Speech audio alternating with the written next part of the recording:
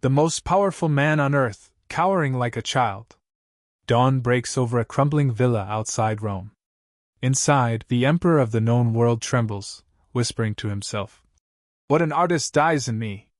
This is Nero, the man who murdered his own mother, burned Rome while singing of Troy, and turned a boy into his dead wife. But how did an emperor who once commanded legions fall so low he couldn't even take his own life? Stay with us as we uncover the terrifying rise and pathetic fall of history's most twisted ruler. Section 1. Shadows over Rome. The villa loomed like a wounded beast against the pale horizon, its crumbling walls swallowed by morning mist. Dawn had barely begun to stretch its fingers across the fields when you found yourself crouched beneath a cluster of cypress trees, the air heavy with the scent of wet earth and fear. It was June 9, 68 AD, the day history would remember as the end of Rome's most infamous ruler. Inside the villa, through a warped wooden door barely hanging from its rusted hinges, came the broken voice of a man who once commanded the known world. This was no soldier shouting orders, no orator addressing the Senate. It was the hoarse, trembling muttering of someone trapped in the final hours of his life. The voice cracked on the same phrase, repeated over and over like a dying mantra. Qualis artifex perio. What an artist dies in me. The words were meant for no one in particular, but they filled the villa with a haunting echo. Once, this voice had filled amphitheaters, reciting poems and singing songs while thousands of subjects wept with feigned admiration. Now it was reduced to the pitiful rasp of a man cornered by his own crimes. This was Nero Claudius Caesar Augustus Germanicus, the fifth emperor of Rome. Once hailed as a beacon of youth and promise, he had become a monster of almost mythic proportions. He was the ruler who had burned his own capital to ashes while performing songs about the fall of Troy, who had kicked his pregnant wife to death in a fit of rage, who had murdered his stepbrother and his own mother to secure his throne. But now, in this decaying villa outside the city, the mighty emperor trembled like a frightened child. His jeweled tunic was torn and mud-stained, his once immaculate hair matted with sweat. The man who had ordered countless executions now lacked the courage to deliver death to himself. A small group of companions huddled with him in the shadows. Epaphroditus, his loyal secretary, Neophytus, a trembling valet, and Sporus, the young boy Nero had castrated and forced into the role of empress, now dressed in a veil and silken robes. Their faces were pale with terror, listening to the distant hoofbeats that echoed closer with every passing moment. The Praetorian Guard was hunting them, and the Senate had declared Nero a public enemy. "Caesar," Epaphroditus whispered urgently, kneeling beside him, "you must act. If they take you alive, you will not simply be executed, they will parade you through the forum, flog you before the mob, and cast you into the Tiber like a common thief."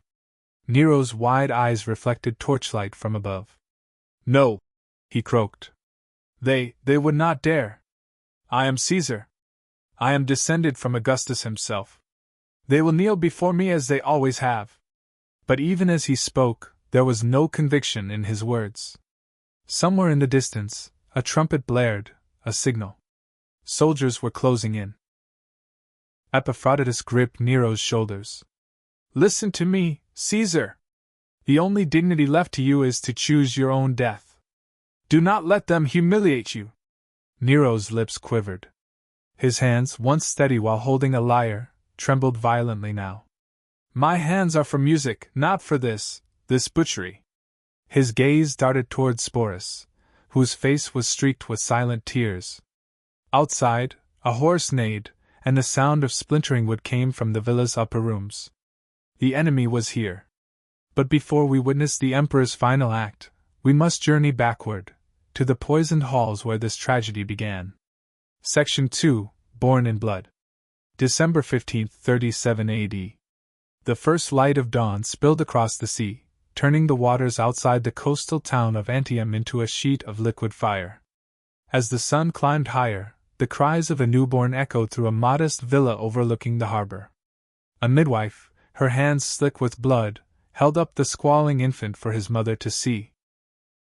Agrippina the Younger, sister to the reigning Emperor Caligula and great-granddaughter of Augustus himself, stared at the child with a calculating gaze rather than maternal warmth. The boy's wails filled the room, sharp and demanding, and for a moment even the hardened servants exchanged uneasy glances. It was said that certain births carried omens, and this child's arrival seemed wrapped in an aura of foreboding. Lucius Domitius Ahenobarbus, that was the name given to the boy, though few in the room doubted he was destined for something far darker than an ordinary life. His lineage was a tapestry woven with ambition, cruelty, and bloodshed. His ancestors had marched through Gaul displaying severed heads like trophies. His grandfather had once gouged out a Roman knight's eye in the middle of the forum for daring to oppose him. Violence was their family language, and the newborn seemed destined to speak it fluently. His father, Gnaeus Domitius Ahenobarbus, was a brute of a man whose temper was legendary even among Rome's elites.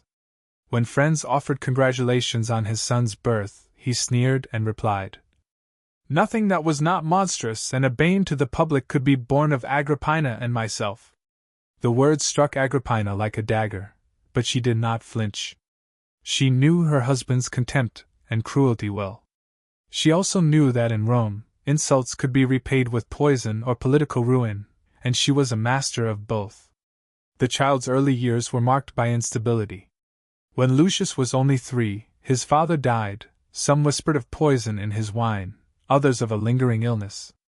Whatever the truth, Agrippina wasted little time mourning.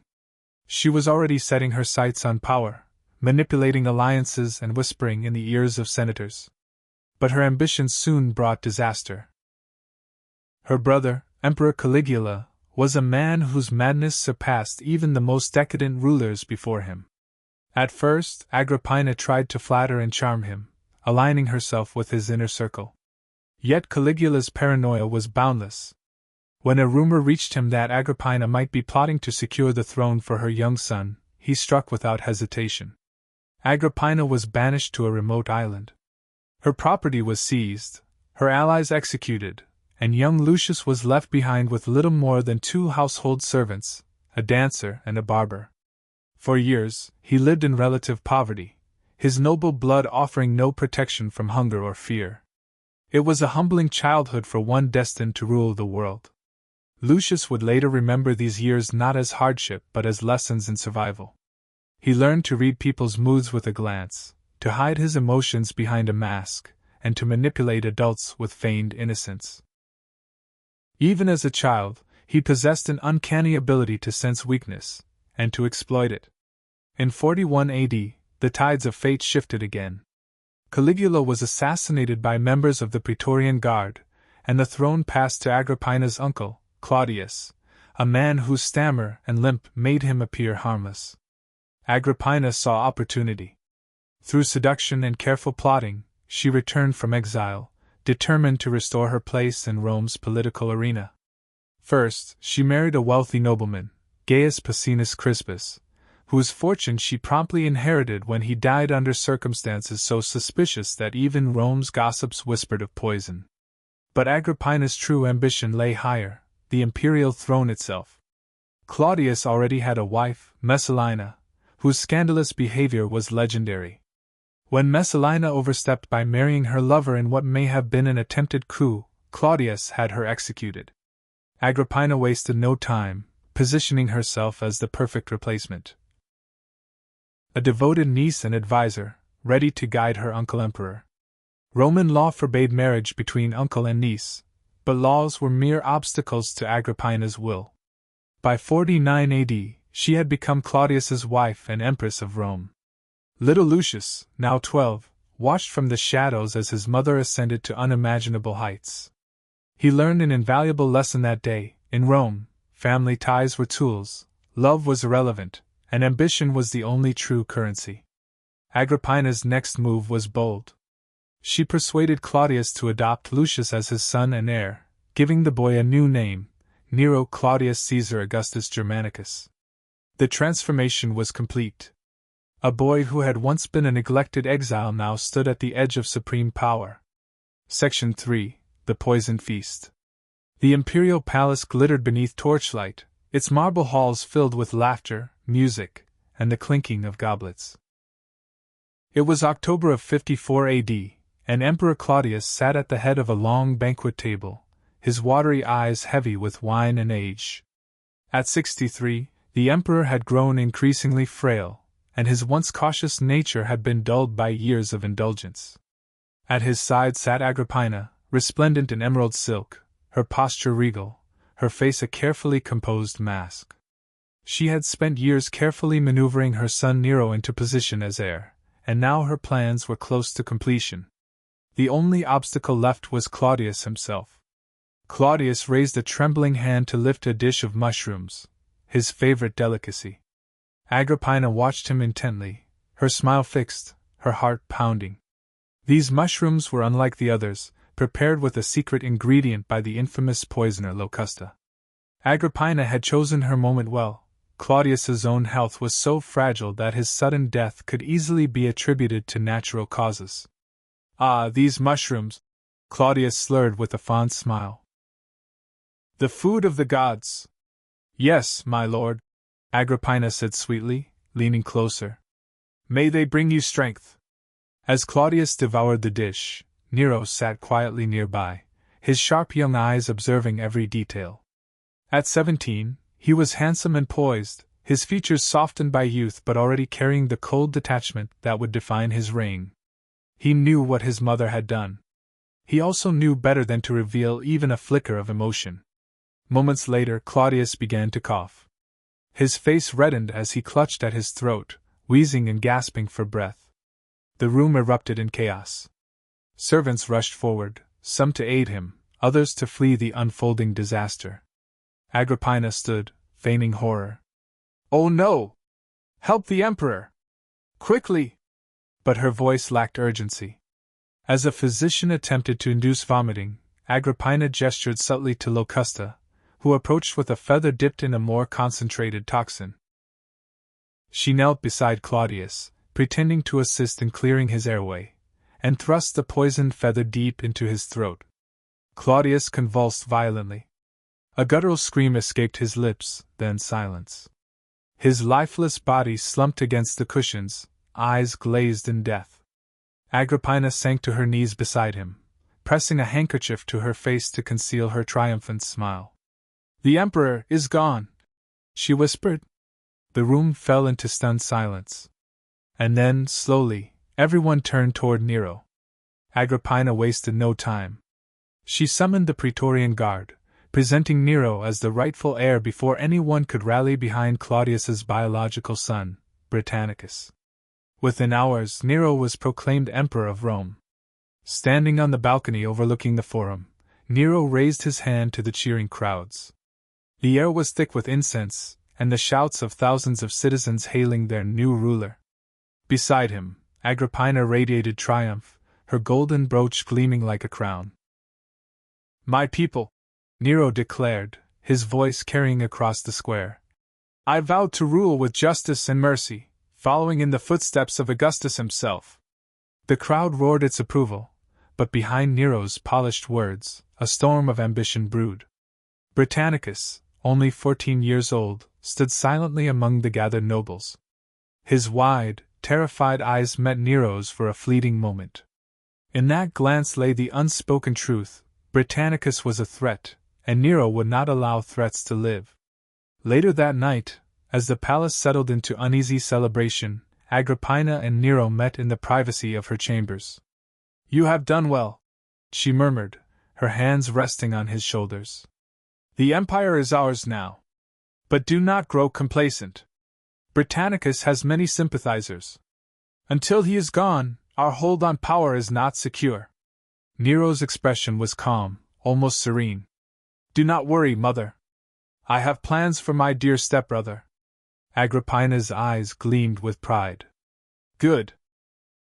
Strike swiftly and without hesitation. Rome must see you as strong." Nero turned to the window, gazing out at the darkened city. "Strength," he repeated softly. "They will see it soon enough." Section 4. The Death of Britannicus. The following months passed in a haze of ceremony and illusion. Rome celebrated its new emperor with lavish games and festivals, while Agrippina basked in her triumph as mother of the Caesar. But beneath the surface of public jubilation, fear and paranoia simmered. For Britannicus, Claudius's 14-year-old biological son, each day was a descent into dread. Once the obvious heir to the throne, he now found himself marginalized, watched by spies, and whispered about as though he were already dead. Though quiet and reserved by nature, Britannicus possessed an unmistakable dignity that unsettled Nero. At a grand banquet held in early 55 AD, Nero decided to act. The great hall of the Palatine Palace was ablaze with torchlight, the air thick with incense and the aroma of roasted meats. Nobles reclined on couches draped in crimson silk, their laughter forced and nervous. Britannicus sat near the center, his youthful face pale in the flickering light. Nero, clad in a white toga embroidered with gold, appeared at ease, smiling and raising his goblet as if the evening were one of harmony. His mother, Agrippina, watched him closely from her place of honor, unaware of the darkness in her son's mind. At a signal from Nero, a servant approached Britannicus with a cup of wine. Britannicus, parched from the rich food, asked for it to be cooled with water. Unbeknownst to him, the water had been carefully prepared by Locusta, the same poisoner who had ended Claudius's life. As Britannicus lifted the cup to his lips, time seemed to slow. Nero's gaze fixed on him, unblinking. For a brief instant, their eyes met across the table. Britannicus drank deeply. The effect was immediate and horrifying. Britannicus gasped, his body convulsing as the poison tore through him. His hands clawed at his throat, eyes bulging in terror. He collapsed to the floor, writhing as foam poured from his mouth. Gasps and screams filled the hall. Nobles leapt to their feet, some rushing to help, others frozen in shock. Nero remained seated, his expression carefully neutral. After a beat, he raised his hand for silence and said coldly, "Do not be alarmed. My poor stepbrother suffers from the falling sickness.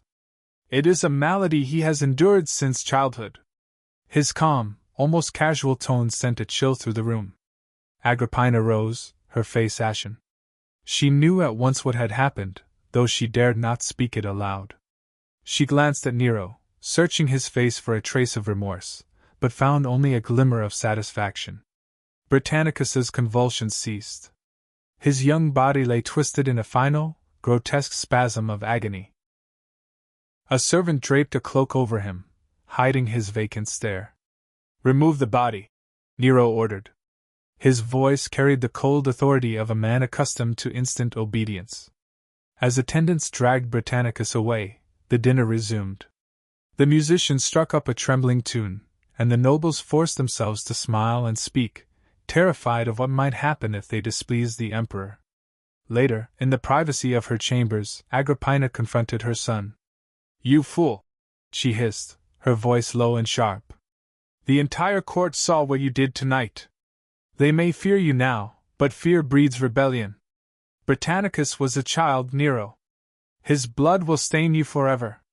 Nero's face darkened. "Do not lecture me, mother. He was a threat to my rule. A living reminder of Claudius's legacy. Would you have preferred that he grow to manhood and challenge me for the throne?" Agrippina's hands trembled, though she fought to hide it. "I built this throne for you. Do not forget who made you emperor." Nero's eyes burned with sudden fury. "And do not forget, mother, that I am no longer a boy to be ruled by your whims. Rome bows to me, not to you." The room fell into tense silence. For the first time, Agrippina truly saw the danger in her son's ambition. The boy she had molded was becoming a man she could no longer control. From that night onward, their relationship would be a deadly dance of manipulation and mistrust. Meanwhile, whispers of Britannicus's murder spread through the city like wildfire. Though none dared speak openly against the emperor, the people of Rome began to see Nero not as a merciful ruler, but as a predator who would kill even his kin to hold power. The age of illusions was ending, and the true reign of Nero, the reign of blood, had begun. Section 5. The Fracturing Bond. For a time, Nero's public image remained untarnished. The streets of Rome echoed with cheers whenever he appeared in public, and his early decrees promised mercy and reform. He reduced taxes, pardoned minor criminals, and even spoke of restoring the Senate's dignity. Statues of him were raised in the Forum, depicting the young emperor as a new Augustus, a restorer of Rome's greatness. But inside the imperial palace, a storm was brewing. Agrippina, accustomed to wielding power through her son, began to see her influence slip away. Nero, no longer the boy she had guided, was becoming a man in his own right, a man intoxicated by absolute authority. Their first clash came over a seemingly minor matter: public appearances.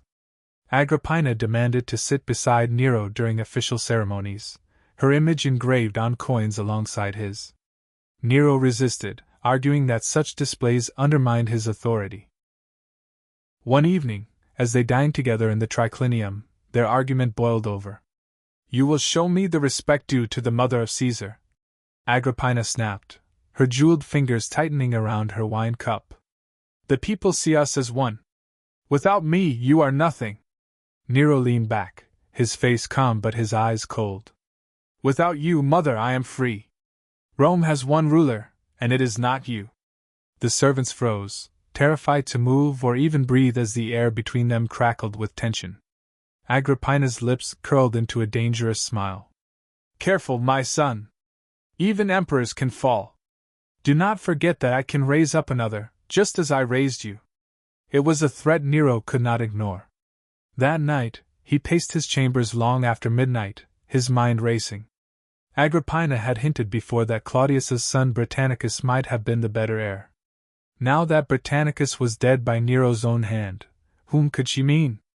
Could she truly turn the Praetorian Guard against him? The answer came soon enough in the form of whispers and rumors. Agrippina was meeting secretly with influential senators, some of whom still mourned Britannicus. She was also forging ties with the military commanders of the legions stationed near the capital. Nero knew then that his mother was no longer merely a controlling parent, she was a rival. At the same time, Nero's private life was spiraling into scandal. His marriage to Octavia, Claudius's daughter, was a cold and loveless arrangement. Octavia, known for her quiet virtue, had no desire for intrigue or spectacle. But Nero found her lack of passion stifling. It was during this period that he became captivated by Poppaea Sabina, the wife of his friend and general, Otho. Poppaea was unlike anyone Nero had ever known, beautiful, sensual, and cunning. She understood how to stoke the emperor's ego, whispering poison into his ear with honeyed words. One night, as they walked through the moonlit gardens of the Domus Transitoria, Poppaea pressed her body close to Nero's and murmured, "You are a god among men, my emperor.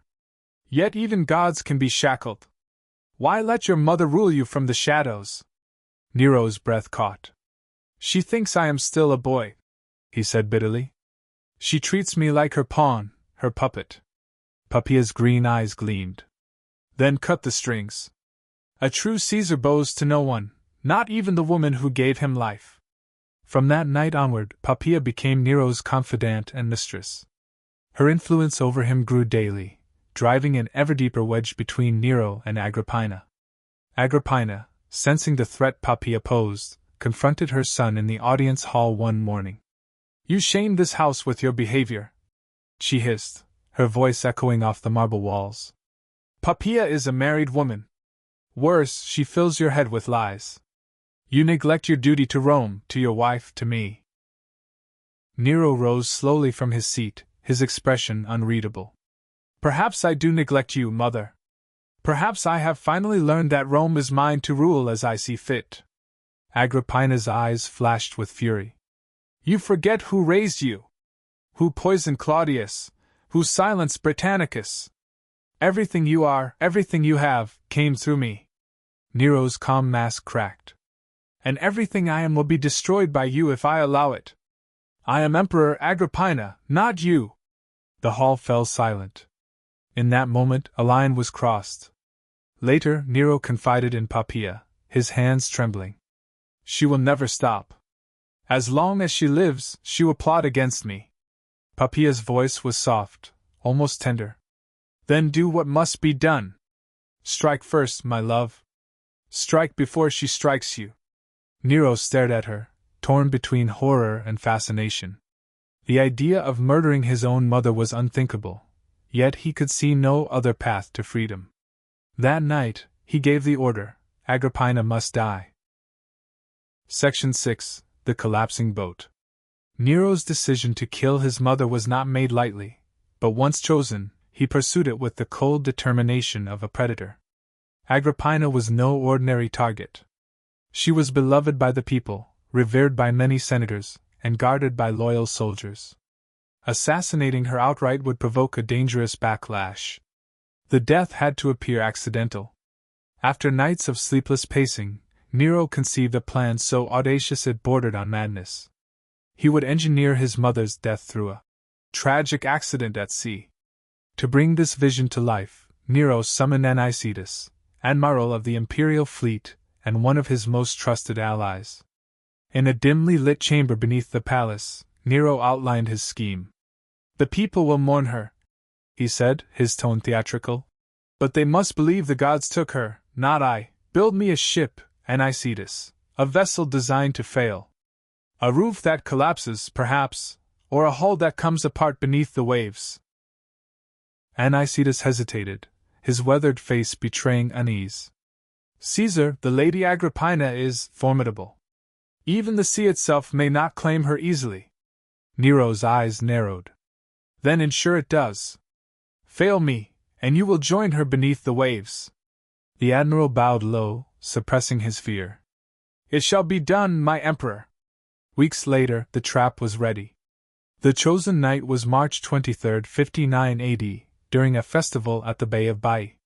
Nero invited Agrippina to attend, showering her with flattery and gifts to allay suspicion. Agrippina, though wary, believed her son's apparent reconciliation. She had always seen herself as untouchable, the master of every game.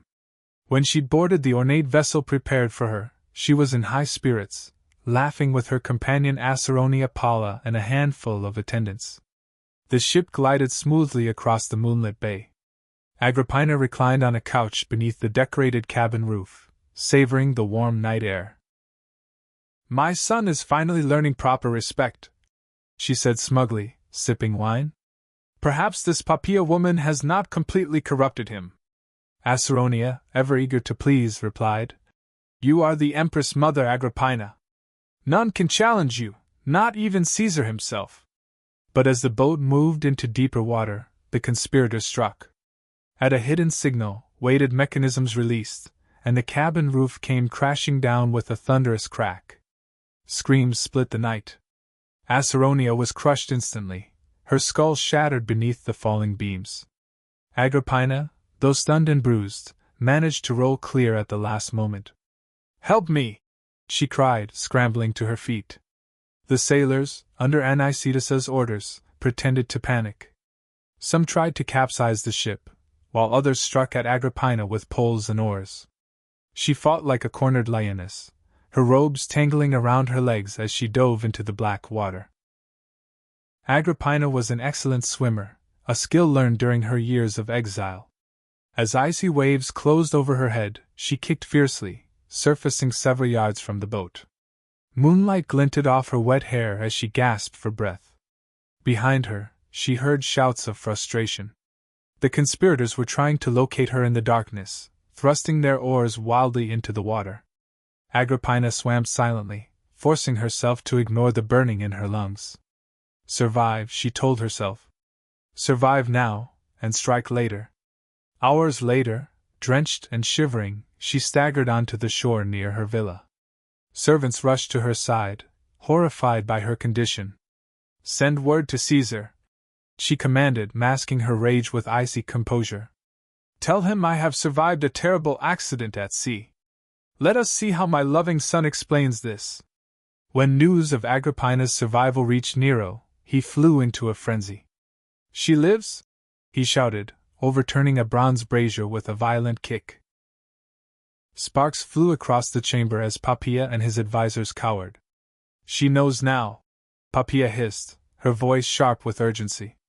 "There can be no pretense. She will raise her allies, turn the Senate, the Guard, everyone against you. You must finish this tonight. Nero's face twisted with fear and rage. Anicitus! Gather your men. Go to her villa and kill her. Leave no witnesses. And bring me proof. As moonlight filtered through the colonnades of Agrippina's villa, she prepared for the inevitable confrontation. Dressed in a simple white tunic, she sat on a wooden stool, her hands steady despite the pounding of her heart. When the sound of armored footsteps filled the hall, she rose to meet her killers. The soldiers hesitated at the sight of her. Even now, drenched and disheveled, Agrippina carried herself with regal authority. "Strike my wound first," she commanded, her voice ringing like steel. "For it bore the monster who dares call himself Caesar." The executioners faltered, but Anicitus barked the order. Blades flashed in the torchlight. Agrippina fell without a cry, her blood pooling across the marble floor. When word of her death reached Nero, he felt not grief but an intoxicating surge of freedom. The woman who had created him, and threatened to destroy him, was gone. Yet in the dark corners of his mind, a whisper of unease stirred. The Roman people revered Agrippina. Her murder, though hidden beneath lies, would haunt him. And so began Nero's descent into a reign of terror from which there would be no return. Section 7. The Emperor Unchained. The day after Agrippina's death, Nero stood before the Senate in ceremonial robes, his face a carefully sculpted mask of grief. His voice, smooth and sonorous, carried through the marble hall as he recited a speech crafted by his advisers. "My beloved mother," he declared, "was taken from us by traitors who sought to harm the emperor through her. I have avenged her death and restored order to the empire." The senators, who knew the truth but feared Nero's wrath, murmured their agreement. Some even wept crocodile tears, their trembling hands clapping in false admiration. Yet outside the Senate, Rome was not so easily deceived. Whispers filled the streets. Agrippina was no traitor. The emperor murdered his own mother. If he would kill her, what hope do the rest of us have? These rumors could not be silenced by decree. Nero's popularity began to waver, but his response was not contrition, it was indulgence. Without Agrippina's restraining hand, Nero's appetite for excess grew insatiable. At first, he buried himself in artistic pursuits. He took to performing in private theaters, singing ballads and playing the lyre before carefully selected audiences. Senators and generals were forced to attend, their faces frozen in rictus smiles as the emperor's trembling voice filled the hall. One evening, after an especially long performance, Poppaea whispered into his ear, "The people must see your genius, my love. Do not hide it behind palace walls. Rome itself should be your stage." Nero's eyes gleamed with excitement. "Yes. I will perform for all of Rome. They will worship me as more than emperor, they will worship me as an artist." But the Roman elite recoiled. For an emperor to appear on stage, to sing and act like a common entertainer, was a violation of centuries of tradition. Nero's obsession with public performance would become a festering wound between him and the ruling class. Meanwhile, Nero's personal life descended further into scandal. His marriage to Octavia, Claudius's daughter, had always been a political arrangement.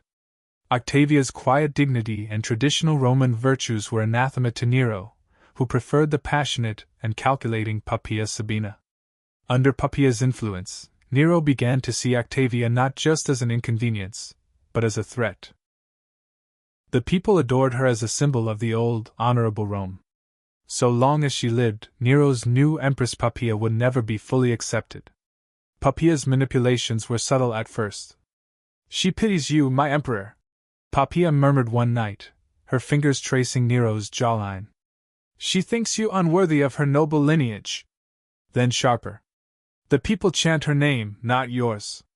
They long for the days of her father, Claudius. Do you not see? She is the focus of rebellion." Nero's jealousy and paranoia bloomed like a poisonous flower. He accused Octavia of adultery, summoning slaves and servants to be tortured until they confessed to imaginary affairs. Their screams echoed through the palace dungeons, a symphony of terror.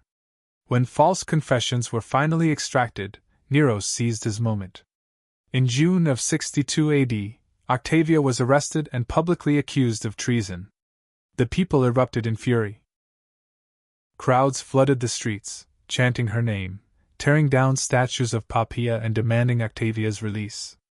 Nero, momentarily shaken, allowed Octavia to return to the palace. For a brief, fragile moment, it seemed the empress might survive. But Poppaea was relentless. "Do you see how they defy you?" she hissed. "If she lives, you will never be secure. She must die or you will." Nero hesitated only a moment. Then he signed the order. On a windswept island off the Italian coast, Octavia awaited her fate in a small, cold chamber. When the soldiers arrived, she did not plead or resist. She simply knelt, her hands folded, and whispered a prayer to her murdered father and brother. Her veins were opened swiftly. As her life ebbed away, she murmured a single word: Britannicus. Back in Rome, her severed head was delivered to Poppaea as proof of her death. The new empress gazed upon it with a serene smile, then turned to Nero and kissed him on the lips. With Octavia gone, Nero and Poppaea celebrated their marriage with a festival so extravagant it drained the treasury. Gold and silver dripped from every surface of the palace. Musicians played for days without pause, while acrobats, dancers, and gladiators performed before crowds drunk on free wine and spectacle. But beneath the music and laughter, a dark undercurrent flowed. Octavia's death had broken the fragile bond between Nero and the people of Rome. Whispers turned to open hatred. Murals mocking the emperor appeared overnight, only to be scrubbed away by trembling slaves. The city was a tinderbox, waiting for a single spark to ignite it. Section 8. The Great Fire of Rome. July 18, 64 AD. The night air was heavy and dry, the kind that made every wooden beam and tiled roof in Rome feel like kindling waiting for a single spark. In the crowded district near the Circus Maximus, smoke began to curl from the windows of a small shop. Perhaps it was a careless cook, perhaps an overturned oil lamp. No one would ever know for certain. By the time the first alarm was raised, flames were already leaping from building to building. The narrow, twisting streets became deadly funnels of fire, trapping entire families as they tried to flee. A mother clutched her infant to her chest, screaming for help as a burning roof collapsed behind her. A merchant staggered through the smoke, his arms full of worthless coins that melted in his hands. The night sky glowed red as 1,000 voices merged into a single, deafening cry of terror. When news of the fire reached Nero, he was at his villa in Antium, far from the city. At first, he dismissed it as an exaggeration. Fires were common in Rome, a hazard of tightly packed wooden structures. But as messenger after messenger arrived, their faces pale with horror, Nero realized this was no ordinary blaze. He rode through the night, arriving in Rome at dawn. By then, 3 of the city's 14 districts were engulfed in flames. Witnesses later swore they saw him standing on a high balcony, watching the inferno with a strange, almost rapturous expression. Some claimed he sang verses from Homer's Iliad, comparing the burning of Rome to the fall of Troy. Whether this story was true or not, it spread like wildfire among the survivors. For 6 days and 7 nights, the fire raged. Entire neighborhoods vanished beneath walls of flame. Marble statues cracked and split from the heat. Temples collapsed, their sacred relics reduced to ash. The Tiber River itself seemed to glow as burning debris rained down from the bridges. Nero worked feverishly to organize relief efforts, or so he claimed. He opened his private gardens to refugees and ordered food supplies brought in from neighboring provinces. Yet his actions were tainted by suspicion. The people noticed how quickly imperial work crews moved into the burned districts, clearing rubble and marking out new boundaries. Whispers began to circulate. The emperor wanted this fire. He burned the city so he could rebuild it in his image. Rome did not fall by accident, it was sacrificed. When the flames finally died, the devastation was almost unimaginable. Of Rome's 14 districts, only 4 remained intact. Hundreds of thousands were homeless. Charred bodies lay piled in the streets, their identities lost forever to the fire. The stench of death hung over the city like a poisonous fog. Nero, however, seemed almost inspired. He walked among the ruins with his architects, gesturing grandly. "Here," he declared, pointing to a flattened neighborhood, "my golden house will rise. Vast gardens, shimmering fountains, and a palace unlike anything the world has ever seen." His architect, Severus, hesitated. "Caesar, the people are suffering. Perhaps it would be wiser to rebuild their homes first." Nero cut him off with a glare. "The people exist to serve Rome. And Rome exists to glorify me. Let them live in hovels if they must. My palace will be eternal." The project began immediately. Even before the ashes cooled, thousands of laborers were conscripted to build the Domus Aurea, a sprawling complex that would consume a third of the city's land. Gold leaf covered its walls, and ceilings were encrusted with ivory and mother of pearl. A colossal bronze statue of Nero himself was planned to dominate the entrance, towering 120 feet above the streets. To the starving citizens watching their former neighborhoods turned into imperial gardens, this was confirmation of their darkest suspicions. The hatred boiling beneath the surface threatened to erupt into open revolt. Nero needed a scapegoat, someone to blame for the catastrophe. His choice fell on a small, mysterious sect that had been growing quietly within the city, the Christians. "They speak of fire and the end of the world," Nero told his advisors. "They are foreign, secretive, despised. The people will believe they set the fire." His plan was as ruthless as it was effective. Imperial agents rounded up Christians by the hundreds. Men, women, even children were dragged from their homes and thrown into dungeons. Their executions were staged not merely as punishment, but as grotesque spectacles for Nero's amusement. In the gardens of the imperial palace, victims were coated in pitch and set alight, their burning bodies illuminating Nero's evening banquets like living torches. The emperor himself performed songs as they screamed, his voice rising above the crackle of flames. Others were sewn into the hides of wild animals and thrown to packs of starving dogs. Some were crucified in elaborate displays, dressed as mythological figures before being set ablaze. Poppaea, reclining on a jeweled couch beside Nero, watched with detached fascination. "Your art is unique, my love," she murmured. Nero smiled, his face aglow in the firelight. "The people will see that their emperor protects them. They will forget the whispers and worship me once more." But even as the crowds cheered the executions, a darker truth was emerging. Nero's cruelty had crossed a threshold from which there was no return. Section 9. The Death of Poppaea and the Rise of Sporus. By 65 AD, the smell of smoke still lingered over Rome. Though Nero had succeeded in shifting blame for the Great Fire onto the Christians, resentment festered. Senators and citizens alike whispered that the emperor's cruelty had become monstrous, that his reign was a curse upon the empire. Poppaea, now firmly established as empress, seemed untouchable. Draped in silks and gold, she wielded her influence like a blade, subtly manipulating Nero's decisions while remaining the picture of serene devotion. To the outside world, she was his anchor, beautiful, ambitious, and utterly loyal. But behind the gilded walls of the palace, their relationship was stormy and volatile. Poppaea's sharp tongue often clashed with Nero's fragile ego. One sweltering summer evening, they argued in the imperial gardens.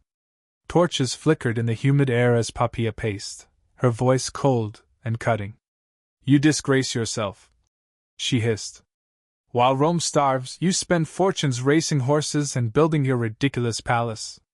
Even the Praetorian Guard grumbles at your excesses." Nero's jaw tightened. "I am Caesar. The empire exists to glorify me." "Let them grumble if they dare.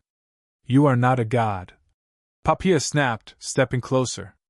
"You are a man, petulant and weak, hiding behind theatrics while the empire rots." The words struck like blows. Nero's face flushed with rage, his hands trembling. "Weak? You dare call me weak?" Poppaea's green eyes burned. "You are nothing without me. Without me, you are a frightened boy, forever in your mother's shadow." The name of Agrippina was the spark that ignited the inferno. Nero's scream was more animal than human. In a blind rage, he struck Poppaea with his foot, driving it into her swollen belly. She staggered backward, gasping, her hands clutching at her abdomen. No! She choked, collapsing to the marble floor. Blood pooled beneath her as she writhed in agony. Nero stood frozen, breathing hard. The reality of what he'd done crept into his expression, horror mingling with fury. "Poppaea!" he shouted, dropping to his knees beside her. "I didn't mean." But it was too late. Poppaea's breaths came in shallow gasps, then stopped altogether. The unborn child she carried, his heir, died with her. Silence fell, broken only by the soft hiss of the torches. When news of the Empress's death spread, the palace was plunged into chaos. Servants wept openly, while senators exchanged fearful glances. None dared confront Nero, who locked himself away for 3 days, refusing food or sleep. When he emerged, he was transformed, not with grief, but with a cold, unhinged resolve. "She will not be gone," he murmured to himself. "I will bring her back." His courtiers exchanged terrified looks. None understood his meaning, until Nero's gaze fell on a young slave named Sporus. Sporus was no ordinary boy. Barely 14, he bore a striking resemblance to Poppaea, delicate features, golden hair, a graceful, almost ethereal beauty. To Nero's fevered mind, it was as though fate itself had offered him a replacement for his lost empress. "Bring him to me," Nero ordered. When Sporus was dragged before the emperor, he trembled, not knowing why he had been summoned. Nero circled him like a predator, eyes gleaming with madness. "Yes," Nero whispered. "Yes, you will do perfectly." Before Sporus could speak, Nero announced his decree: the boy would be castrated, forever frozen in the image of Poppaea's youthful beauty. The palace physicians balked, but they dared not defy Caesar. The operation was carried out with brutal precision, Sporus's screams echoing through the marble corridors while Nero listened in rapt fascination. As Sporus recovered, Nero oversaw every detail of his transformation. The boy was dressed in Poppaea's gowns, his hair styled as she had worn it. Teachers instructed him in the Empress's mannerisms, how to walk, how to tilt his head just so, how to speak in her lilting tones. When the process was complete, Nero staged a wedding ceremony unlike any Rome had ever seen. Sporus, veiled and perfumed, was led to the altar in bridal attire. A dowry was formally presented. Nobles stood in horrified silence as vows were spoken, knowing that a single word of protest meant death. When the ceremony ended, Nero kissed his new bride before the assembled court. From that day forward, Sporus was to be addressed as Empress, and Nero paraded him through the streets in a golden litter, a grotesque parody of marital bliss. Behind closed doors, Sporus's life was a waking nightmare. He was forced to enact Nero's fantasies, treated not as a person but as a living relic of Poppaea.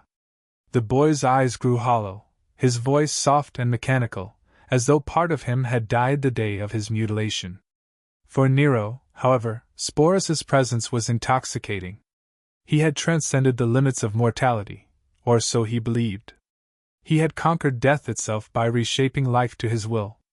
But outside the palace walls, Rome seethed. Senators whispered of rebellion. Generals grumbled in distant provinces. Even the Praetorian Guard began to question their loyalty. Nero's answer to this growing unrest was not reform, but spectacle. If they would not love him, they would fear him. And so he began planning entertainments more extravagant, and more horrifying, than ever before. Section 10. Spectacles of Horror. The months following Poppaea's death marked a transformation in Nero's rule. Whatever traces of restraint remained in him were burned away. Now, he ruled not as an emperor, but as a self-proclaimed artist god, convinced the empire existed solely to indulge his whims. The palace became a theater of madness. Lavish banquets stretched from sunset to dawn, their tables groaning beneath mountains of exotic delicacies, flamingo tongues, peacock brains, honey-drenched dormice. Guests reclined on couches of purple silk while fountains spouted wine instead of water. But the true entertainment was far darker.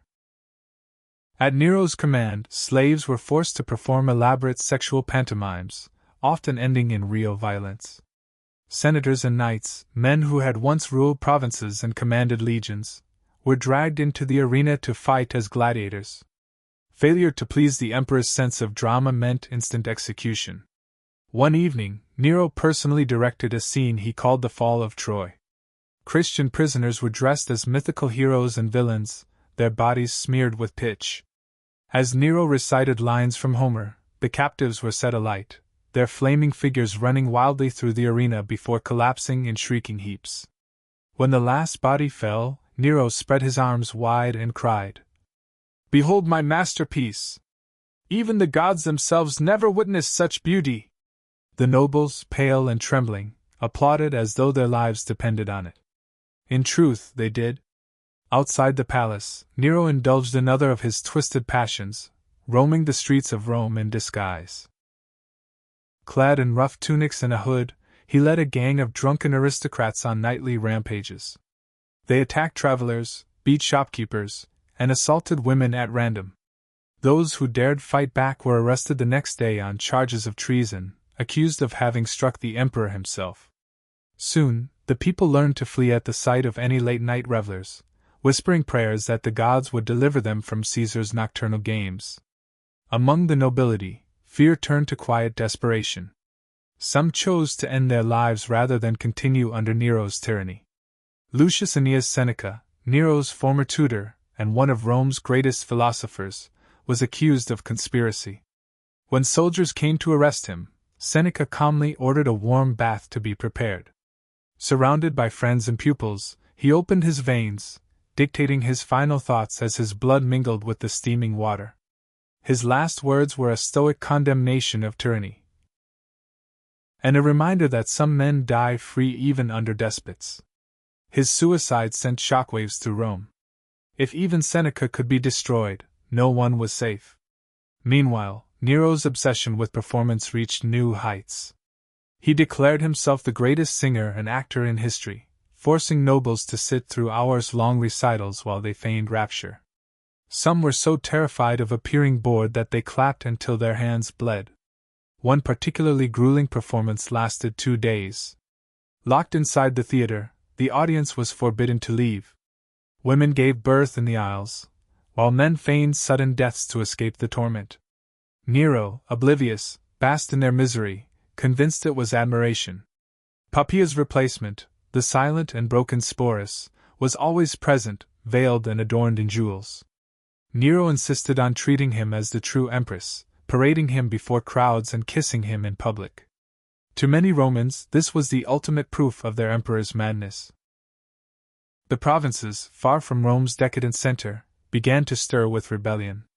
Reports of Nero's debauchery spread among the legions, who compared their hard campaigns on the frontiers with the emperor's nightly orgies and artistic delusions. In Gaul, Gaius Julius Vindex raised the standard of revolt, declaring that Rome deserved a ruler, not a performer. In Spain, Servius Sulpicius Galba, governor of Hispania Tarraconensis, began secretly mustering troops. Even Africa, usually peaceful, grew restless. The empire was becoming a tinderbox, and Nero, lost in fantasies of fame and artistry, seemed blind to the danger.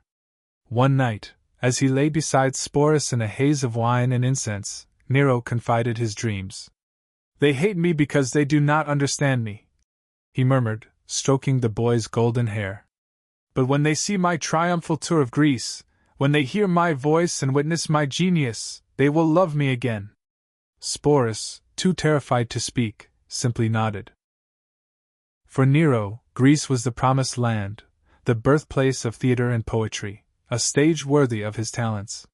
For Rome, it was the beginning of the end. Section 11. The Greek Delusion. In the spring of 66 AD, Nero set sail for Greece, leaving Rome simmering with unrest. To him, this was no political mission, it was his grand artistic tour, the culmination of his life's work.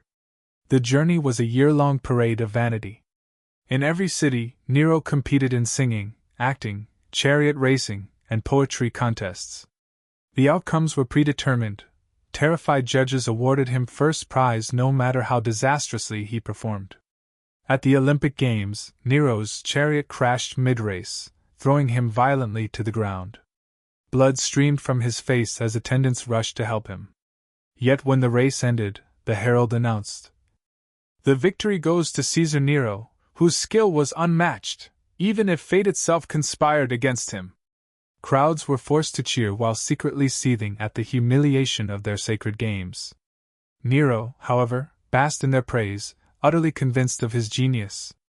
Back in Rome, his absence had dire consequences. The treasury was drained to fund his tour. Tax collectors squeezed the provinces mercilessly, driving even loyal territories to the brink of revolt. Whispers of rebellion became open defiance. In Gaul, Vindex openly denounced Nero as a false emperor, rallying legions to his cause. In Spain, Galba declared himself a savior of Rome, marching his army toward Italy.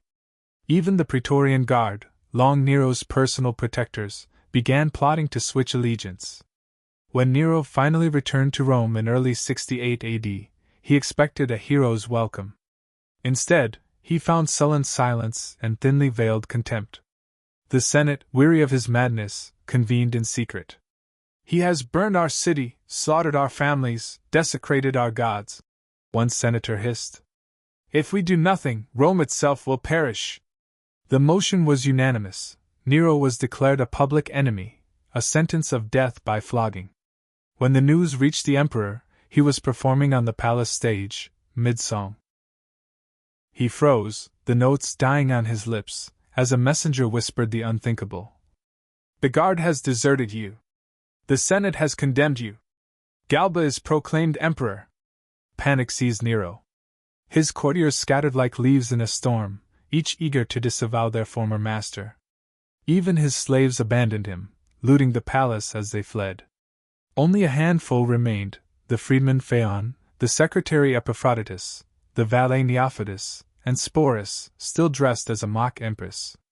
Together, they fled through the darkened streets, Nero hiding his face beneath a ragged cloak. For the first time in his life, Caesar ran, not as a performer, not as a god, but as a hunted man. The group reached Phaon's modest villa outside the city just before dawn. Too terrified to enter through the front gate, Nero crawled through a narrow tunnel beneath the foundation, emerging filthy and bruised. This, he realized, was his final stage, a cramped, dim room far removed from the golden halls he once ruled. As hoofbeats thundered closer, his companions begged him to take his own life before the soldiers arrived. "You must die as Caesar," Epaphroditus urged. "Better by your own hand than flogged naked through the streets." Nero wept, clutching a dagger with trembling hands. "I am an artist," he sobbed. "These hands were made for beauty, not for violence. How can they ask this of me?" Outside, soldiers shouted as they closed in. There was no more time. With Epaphroditus guiding his hand, Nero drove the blade into his throat. The wound was clumsy, agonizing. As he choked on his own blood, he gasped his final words. "Qualis artifex perio, what an artist dies in me!" Moments later, the soldiers burst in. They found only a corpse sprawled on the dirt floor, surrounded by trembling servants, and a broken boy in bridal silks. Section 12: The Fall of a Monster. News of Nero's death spread like wildfire. Rome erupted, not in mourning, but in celebration. Crowds filled the streets, smashing statues, defacing portraits, and chanting curses against the man who had brought them years of terror. The Senate decreed a damnatio memoriae, erasing Nero's name from monuments and coins. His colossal bronze statue was melted down. The Domus Aurea, his gleaming palace built on the ashes of the city, was stripped of its treasures and repurposed for public use. On its ruins would one day rise the Colosseum, a monument to entertainment for the people rather than the ego of a single man. In the provinces, entire cities held festivals to celebrate his downfall. From Britain to Egypt, his death was hailed as liberation. Never before had the fall of a Roman emperor brought such universal joy. But the story did not end with Nero's death. His demise plunged the empire into chaos.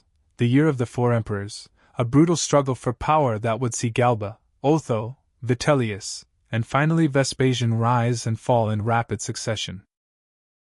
Rome would survive, but it would never forget. Sporus, the boy Nero had mutilated and forced to play the role of empress, vanished into the shadows of history. Some say he was briefly protected by Otho, others that he took his own life rather than be paraded as a living reminder of Nero's depravity. His fate, like his suffering, remained a silent testament to the horrors of absolute power. Historians such as Tacitus, Suetonius, and Cassius Dio struggled to describe the sheer scope of Nero's crimes.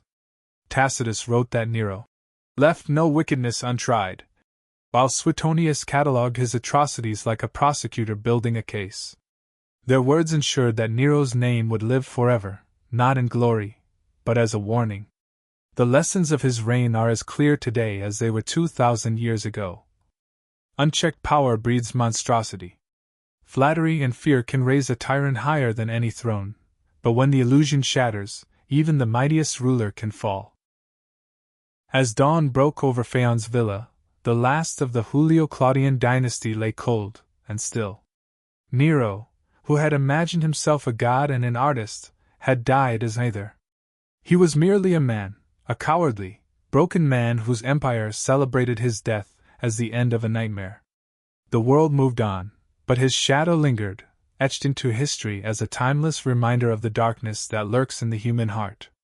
And so ended the reign of Nero Claudius Caesar Augustus Germanicus, the emperor who set the world aflame.